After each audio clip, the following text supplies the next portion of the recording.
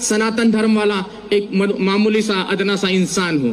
तो मुकम्मल ईमान आना जरूरी है, और जब मुकम्मल ईमान आ जाएगा तो मुसलमानों का कोई क्या बाल वाका कर सकता है।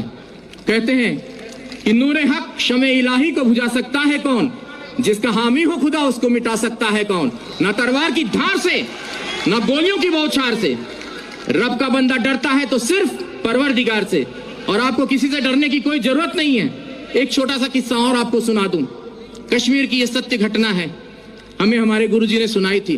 कहते एक मुसलमान जो सवेरे की नमाज होती है, फजर की शायद मेरे ख्याल से वही होती है, तो वो नमाज के वक्त वो जो है अपने घर से खोमचा बोलते हैं, छोटा सा ऐसा ठेला होता है जिसमें वो छोले और आलू उबाल कर घर से वो ले जाकर बेचते थे। तो बड़े ही अल्लाह के बंदे थे, बहुत ही ईश्वर की इबादत करने वाले बंदे थे। तो वो खोमचा बेचते थे और अल्लाह अल्लाह करते रहते थे। जो आता था उनको जो भी पैसा देता था वो उस पैसे को लेकर वो वहां खत्म कर देते थे मामला। तो वो खोमचा चला देते थे और दे देते थे किसी को, और कोई भी उनको, अब ऐसे भी लोग थे उस भीड़ में जो उनको खोटा सिक्का देकर चले जाते थे, और वो अल्लाह अल्लाह करने वाले व्यक्ति, उनका ध्यान सिक्के पर ना होकर अपने अल्लाह पर रहता था। ऐसे काफी दिन गुजर गए।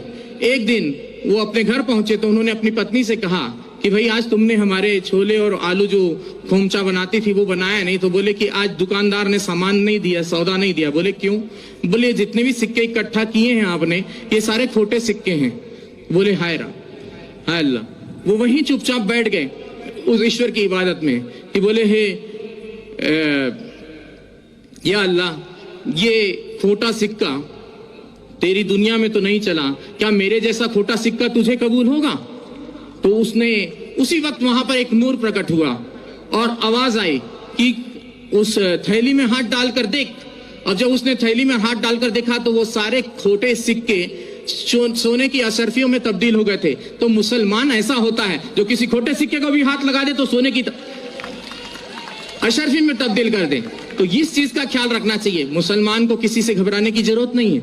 और मैं पहले से और काफी दिनों से, मुझे एक व्यक्ति ने कहा कि बाबा जी अब आप कलमा पढ़ के मुसलमान हो जाओ। तो मैंने कहा मुझे कलमा पढ़ने की जरूरत नहीं है, मैं खुद ही पहले से जन्मजात ही मुसलमान हूँ। और मुसलमान का मतलब यह नहीं कि कलमा पढ़कर ही हो सकता है, मुकम्मल ईमान कहीं भी